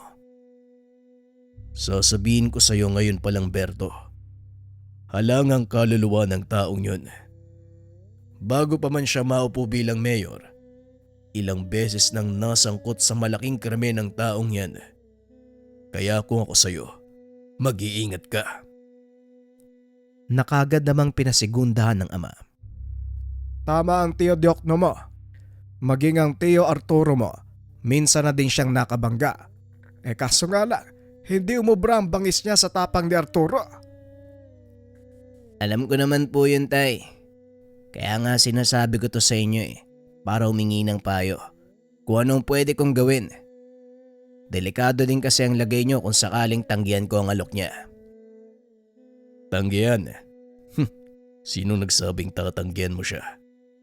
Tanggapin mo ang alok na trabaho ni Mayor. Kainin mo siya mula sa loob. Yan lang ang tanging paraan para matalo siya. Nagulat si Berto sa sinabi nito. Hindi niya inaasahan na yon ang payong makukuha mula sa isang dating pulis. Tama ang payo ni Tio Diokno mo, Berto. Ikaw ang magsisilbing anay sa matibay niyang pundasyon. Sirain mo siya mula sa loob. Sa pagkakataong ito, ibibigay ko ang permiso na gamitin ang mga nalalaman mo. Ito ang pinakatamang gawin, anak. Kaysa naman sayangin mo ang buhay mo sa paghahabol sa mga taong mahirap hanapin. Papasan ba't makakamit din natin ang katarungan. Napangiti si Berto sa sinabi ng ama. May kung anong pumasok sa isipan nito. Kinabukasan, maagang pumunta sa munisipyo ang binata upang kausapin ng mayor. Umaasa ako na may maririnig na magandang balita sa iyo, Berto. Alam kong hindi mo sasayangin ang oras ko para sa walang kwentang bagay.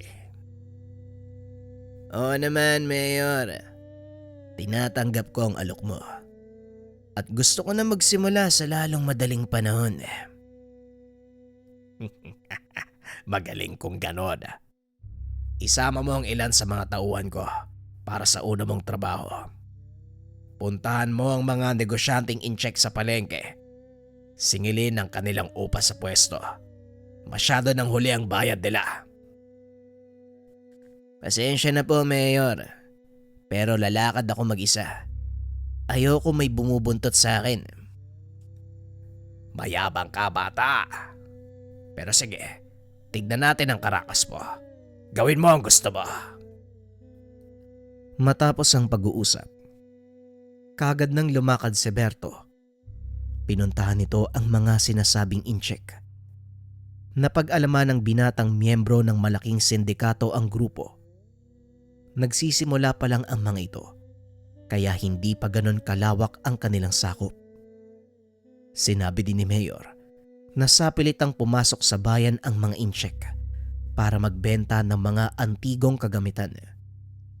Mula ito sa kanilang bansa. Ngunit higit pa dito ang natuklasan ng binata. Pinili ni Berto na manmanan muna ang aktibidad ng mga ito. At dahil sa maraming kakilala ang binata sa paligid, hindi nahirapan si Berto na makakuha ng lehitimong impormasyon. Kinagabihan, nagpunta ang binata sa Pantalan dahil may darating na kargamento mula sa kanilang bansa ang mga incheck. Saktong pagdating ng binata, naroon na ang mga dayuhan.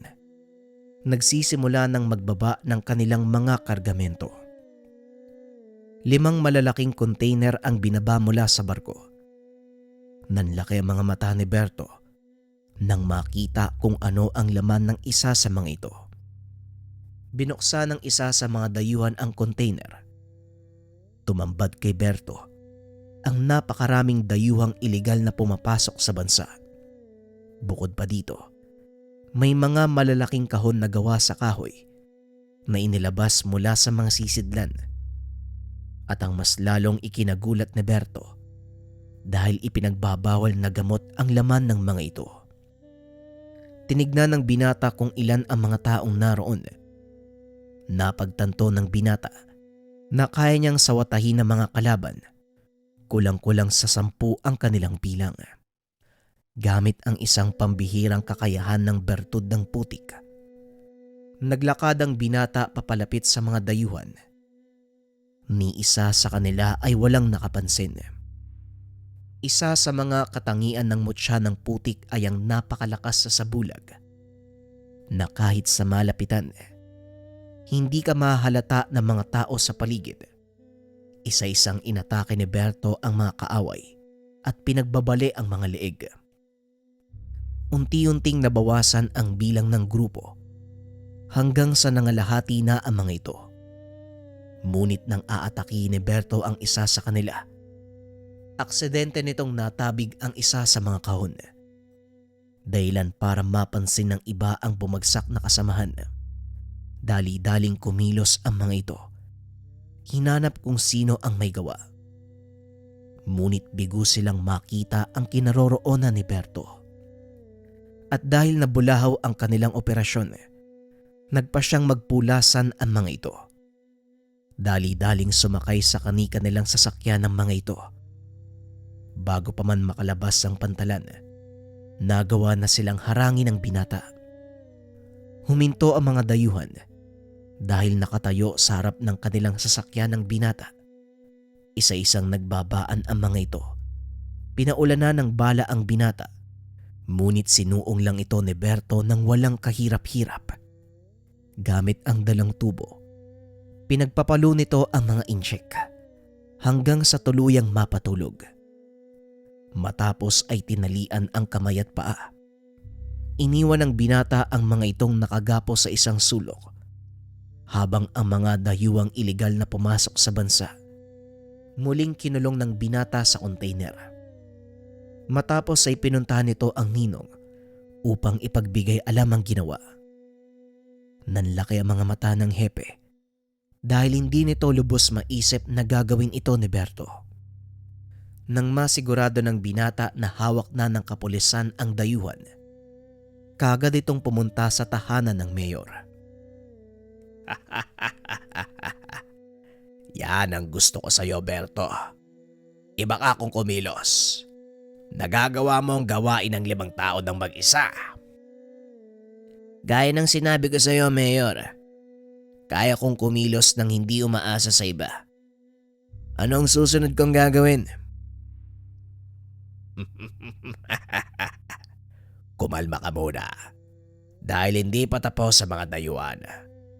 Babalikan nila kung sino man ang may gawa nun, lalo pat nakuha ang kanilang mga kontrabando.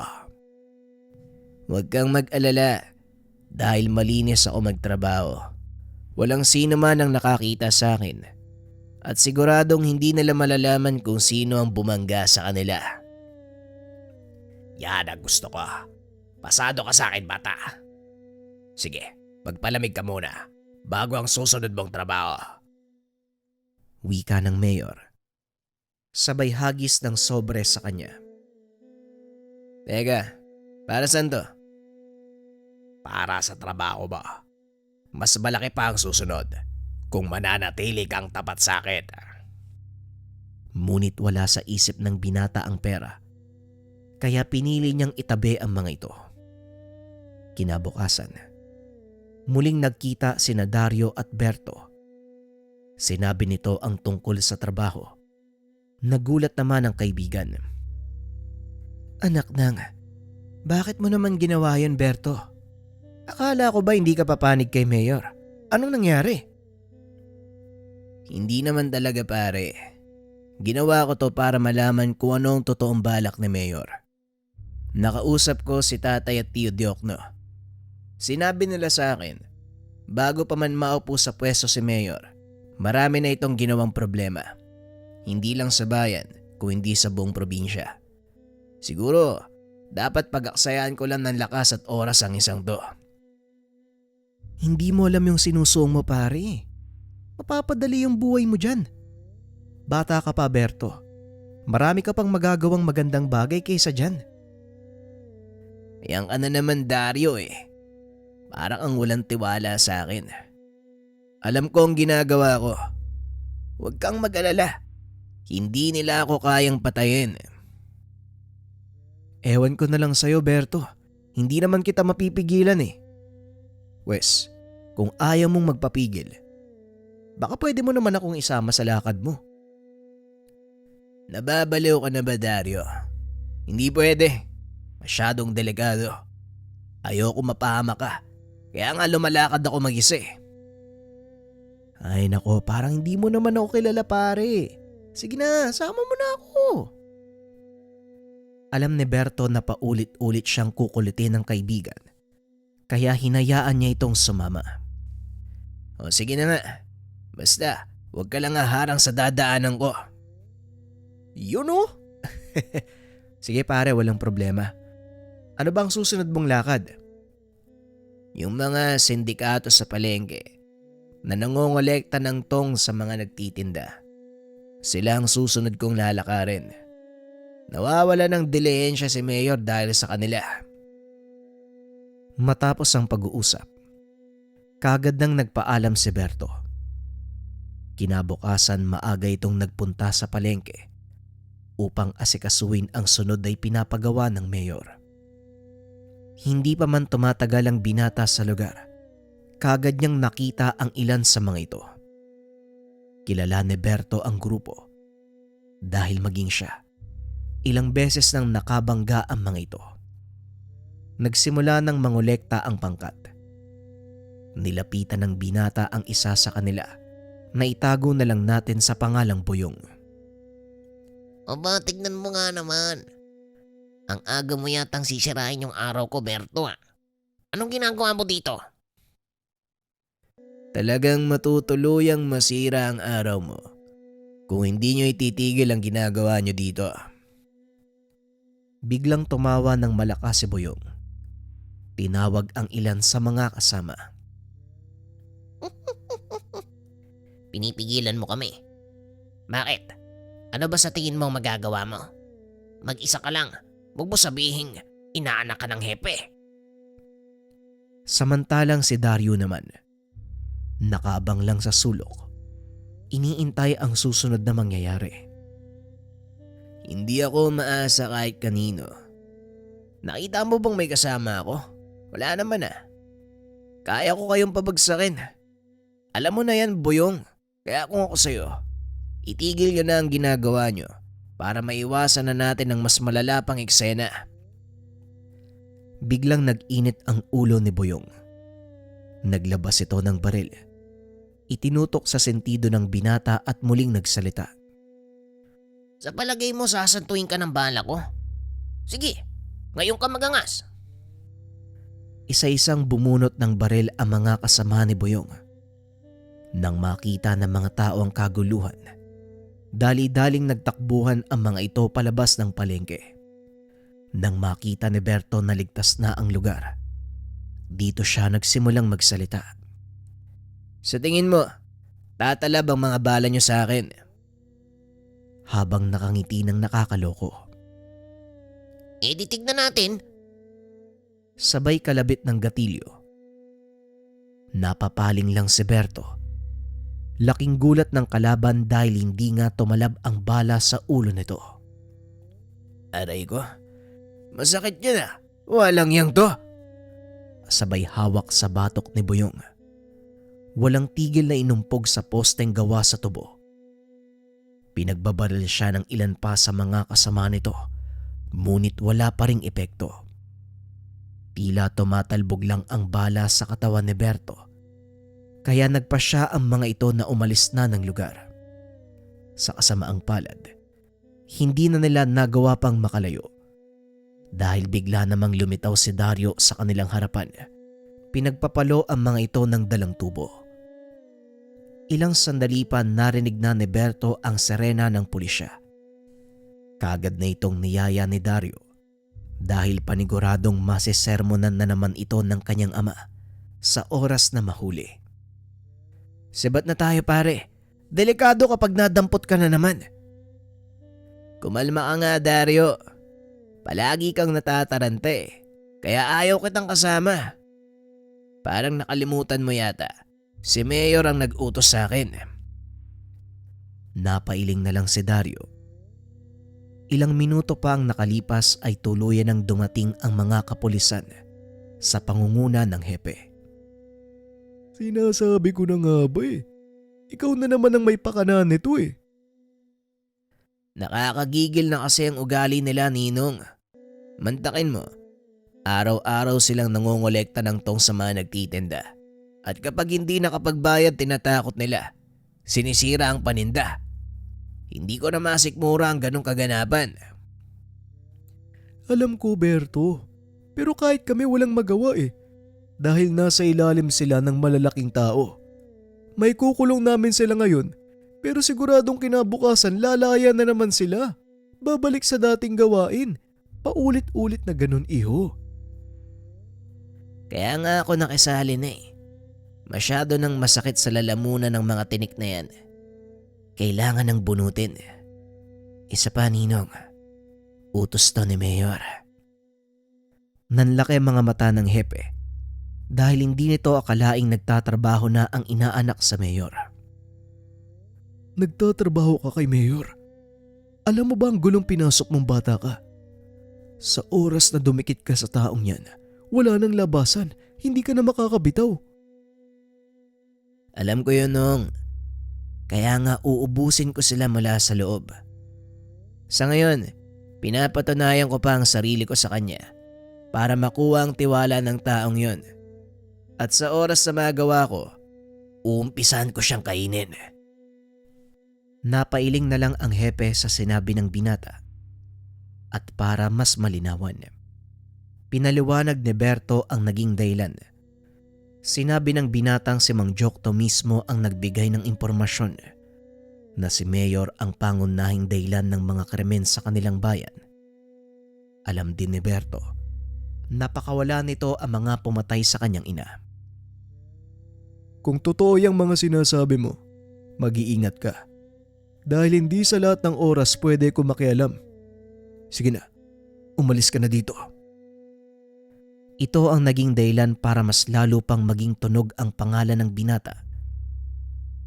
Kinatakutan nito ng parehong malalaki at maliliit na sindikato. Naging mapayapa ang bayan dahil sa presensya ni Berto, na labis namang kinatuwa ng Mayor. Hindi akalain ng binata ang susunod na ipapagawa sa kanya ng Mayor. Ipatumba ang hepe ng kapulisan. May ipapagawa ko sa'yo, Berto. At alam kong magiging madali lang ito para sa'yo. Masyado nang nangihimasok ang kapulisan sa operasyon ko sa Barrio Santa Ana. Hindi naman siguro lihim sa'yo na naroon ang pagawaan ko ng pinagbabawal na gamot. Gusto kong itumba mo ang hepe. Nanlaki ang mga mata ni Berto nang marinig ang sinabi nito. Itumba ang hepe. Sigurado ka ba, Mayor? Malaking gulo yan kapag nagkataon. Pasensya na, Pero hindi ko gagawin ang sinasabi mo. Ang ibig sabihin ba nito, bibiguin mo ko? Bakit? Natatakot ka ba? Hindi naman sa natatakot, Mayor. Pero malaking tao si Hepe. At kapwa natin alam, kilala siya sa bayan. Alam din ng mga taong ikaw ang pinakamatindi niyang kalaban. Kaya walang ibang paghihinala ng mga taga rito kung hindi ikaw. Hindi mangyayari yon kung papalabasin mong aksidente ang lahat. Wala namang problema kung hindi mo tatanggapin ang trabaho. Ipapagawa ko na lang kay Kulas. Mabuti pa nga, Mayor. Ayoko lang din na maging dahilan ng problema niyo. Nagkunwari itong sumang-ayon sa plano ng mayor para hindi malata ang susunod niyang hakbang. Matapos ang pakikipag-usap, kaagad nitong pinunta ng hepe sa istasyon upang ipagbigay alam ang susunod na plano ng mayor. Talagang hindi ako titigilan ng mayor na yan. Makailang beses niya nang pinagtangka ng buhay ko. Dahil ako lang ang naglalakas loob na pigilan ang mga masama niyang gawain. Kaya nga po, Ninong kailangan niyo muna sigurong magbakasyon. Lumayo muna kayo sa bayan, nakakatakot ang pwedeng mangyari. Huwag kang mag-alala, Berto. Sa pagkakataong ito, makikinig ako sa'yo. Kinagabihan sinundan ng binata ang hepe pauwi. Ngunit hindi ito nagpalata. Wala rin siyang alam kung kailan sasalakay si Kulas, kaya hindi nilubayan ng binata ang hepe. Salitan silang nagbabantay ni Dario. Halos 1 linggo din nilang ginawa ang pagmamatyag, ngunit wala namang nangyayari. Hanggang isang araw, kasalukuyang may isinasagawang programa sa plaza. Naroon ang hepe bilang panauhing pandangal. Nakamasid sa hindi kalayuan ang binata. Namataan nito si Kulas na umaaligid sa mismong sasakyan ng hepe. Dario, huwag mong aalisan ng tingin sa hepe. May pupunta lang ako. Dali-daling pinuntahan ni Berto si Kulas na noon ay pilit nang binubuksan ang pinto ng sasakyan ng hepe. Laking gulat nito nang bigla siyang hatakin ni Berto palabas ng sasakyan at walang tigil na pinagsusuntok. Dahil sa nangyaring kaguluhan, nakuha ng dalawa ang atensyon ng mga pulis sa paligid. Kaagad silang dinampot. Tignan mo yung ginawa mo. Hindi ko tuloy natapos ang pinapagawa ni Mayor. Ikaw ang mananagot sa oras na malaman niya to. Kapwa silang ikinulong ni Berto. Kalaunan ay pinalaya din ng binata dahil napatunayang totoo ang binitawang salaysay nito. Nilooban ni Kulas ang sasakyan ng hepe. Pasensya na, Kulas. Mukhang mananatili ka dyan ng ilang araw. Huwag kang mag-alala.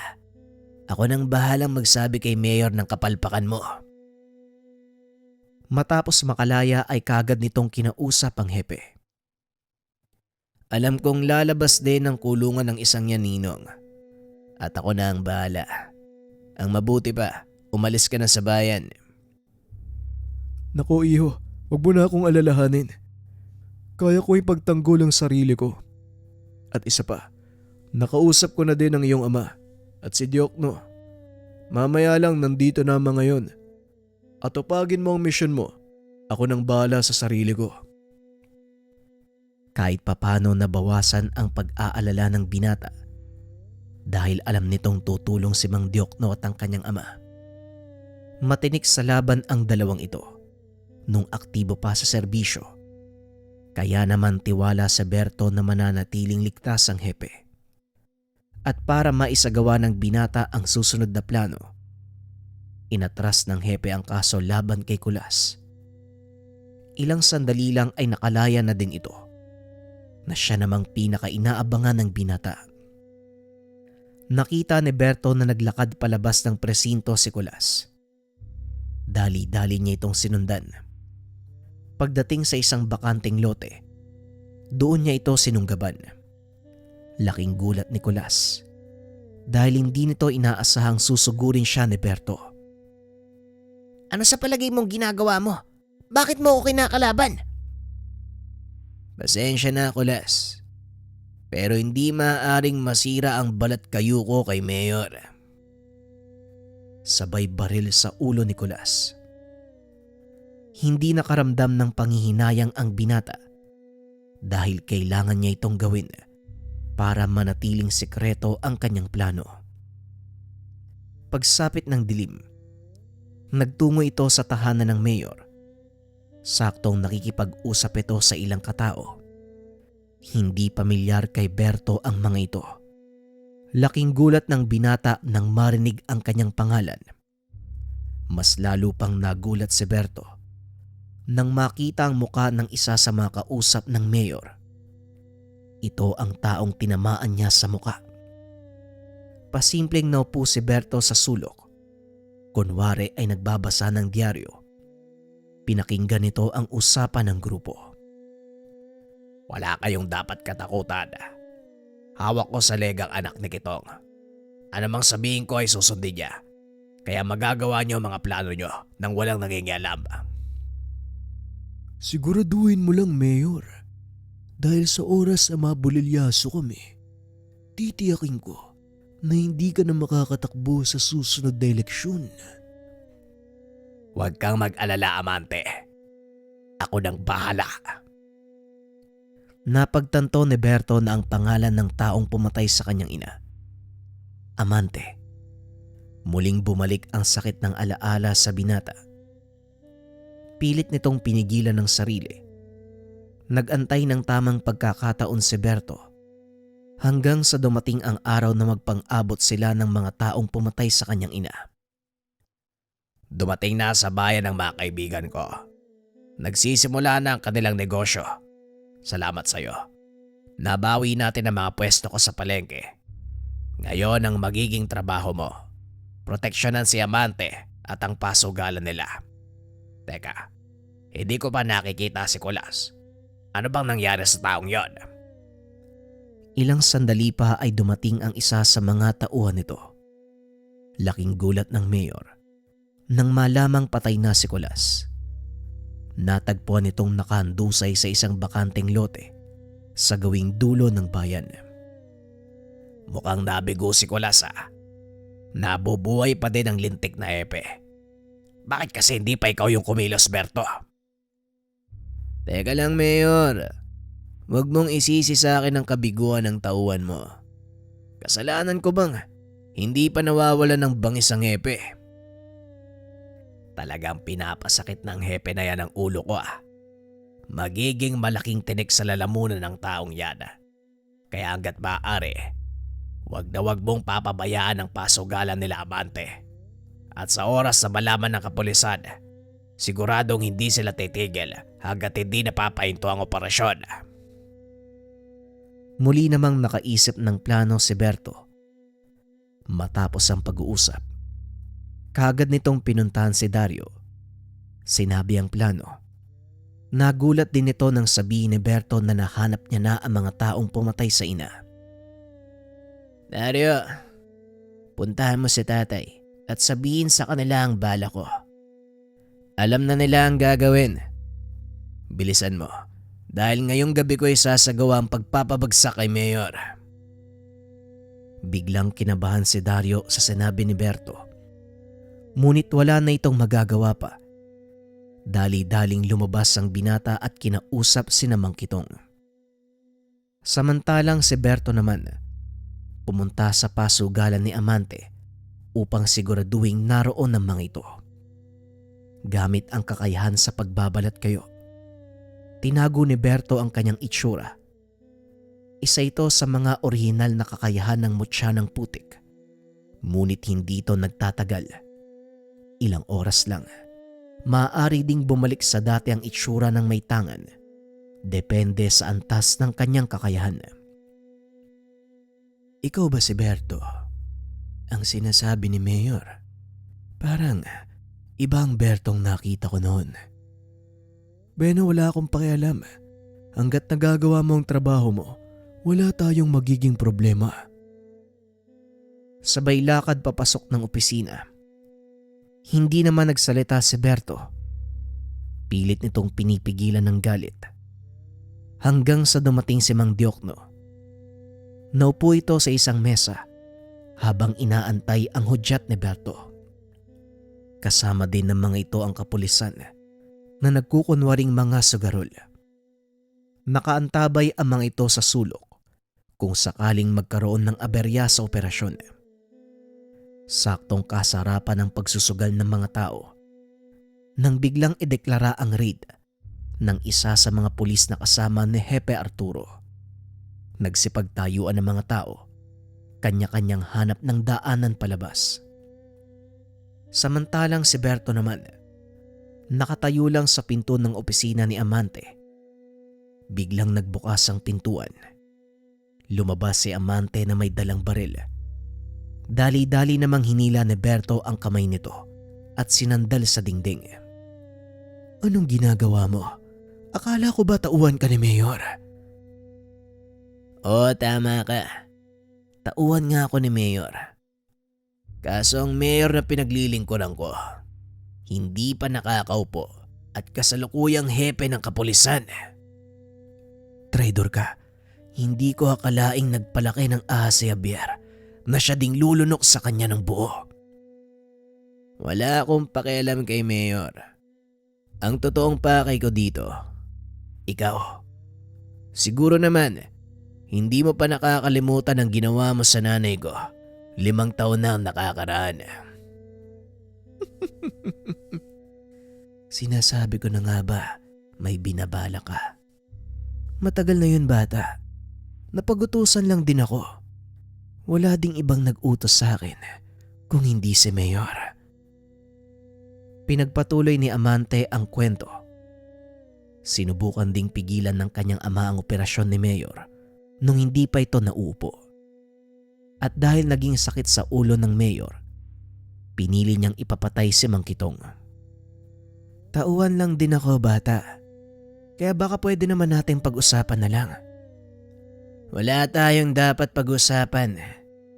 Pinatay mo ang nanay ko at sisiguraduhin kong pagbabayaran mo yon." "Bakit ako ang sisisihin mo? Masyadong naging pakailamero ang tatay mo, kaya nangyari yon." "Huwag mong ibunton sa iba ang kawalanghiyaan mo." Isang malakas sa suntok ang binigay ni Berto kay Amante, dahilan para bumagsak ito sa sahig. Sa kasamaang palad, nadampot nito ang nahulog na baril. Walang pagdadalawang isip na pinaputokan si Berto. Nanlaki mga mata nito dahil tila tumatalbog lang ang bala sa katawan ng binata. Paulit-ulit niya itong binaril hanggang sa maubos ang bala. Ngunit walang naging epekto kay Berto. Nakalimutan nata sabihin ni Mayor Javier ang dahilan kung bakit niya ako kinuwang tauhan. Sabay dampot ng naputol na paa ng bangkuan.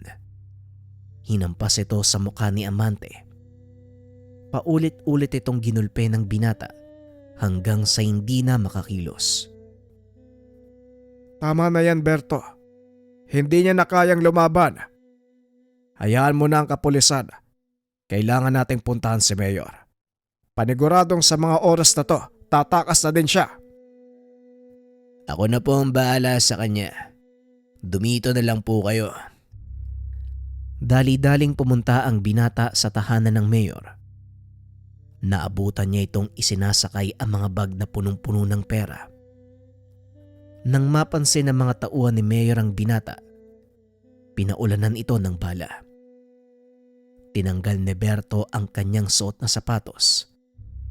Naglakad ng nakayapak sa lupa. Dito pinamalas ng binata ang buong kakayahan ng tangang mutya. Kahit gaano kalakas ang baril na gamit ng mga kalaban, hindi ito tumatalab kay Berto. Laking gulat ng Mayor. Nang itinaas ng binata ang kanyang kamay, isa-isang nilamon ng putik ang mga tauhan nito. Berto, parang awa mo na. Hayaan mo lang ako mabuhay. Sa'yo na ang lahat ng perang to. Habang ipinapakita ang bag na punong-puno ng pera.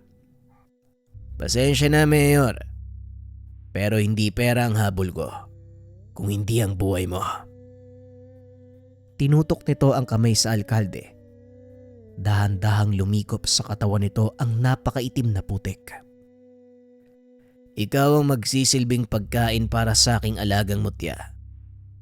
Matagal ko nang hindi nagagawa to eh. Kung hindi lang dahil sa mga sukab na kagaya mo.